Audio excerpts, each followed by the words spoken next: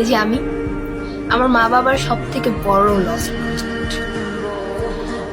আমি আজকে পর্যন্ত আমার বাবার ভাই বোনেদের ছেলে মেয়েদের মতো ভালো ভালো গ্রেডস নিয়ে আসতে পারি নাই।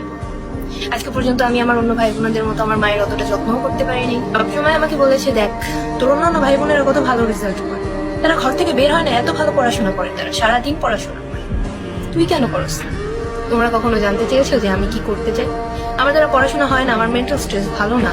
তোমরা সবসময় দেখেছো আমি সবসময় রুট ব্যবহার করি আর কারোর সাথে মিশি না। আমি প্রতিদিন কান্না করি, সেটা তোমাদের চোখে পড়ে, কিন্তু তোমাদের চোখে এটা ঠিকই পড়ে যে আমি বদলে গেছি। কখনো জিজ্ঞাসা করেছো যে আমি কি করতে চাই? তারপর বলেছো তোর দ্বারা পড়াশোনা হয় না, তুই যেটা করতে চাস আমাদের বল, আমরা তোকে সাপোর্ট দেবো, চেষ্টা করো। কখনো জিজ্ঞাসা করোনি তোমরা, বিকজ তোমাদের দরকার হয়নি। তোমাদের দরকার তো শুধু ভালো গ্রেডস, কম্পিটিশন। আমি জানি না আমি কতটুকু পারছি আমার মা বাবার এটা ফিল করানোর জন্য যে আমি চেষ্টা করি তাদের ভালো রাখার জন্য, তাদের ভালো দেখার জন্য, কিন্তু আফসোস যে আমার মা বাবা কখনো দেখেন। আমি আমার স্বপ্নগুলোর সব বিসর্জন দিয়ে দিছি, সেটা তারা দেখে না, দেখে শুধু আমি খারাপ হয়ে যেতেছি, দিন দিন আমি খারাপ হয়ে যেতেছি।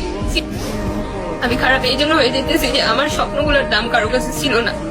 আমি যেটা পারতেছি না আমার সেটা জোর করে করানো হইতেছে, আর আমি যেটা চাইতেছি সেটার কোনো ভ্যালু নেই কারো কাছে।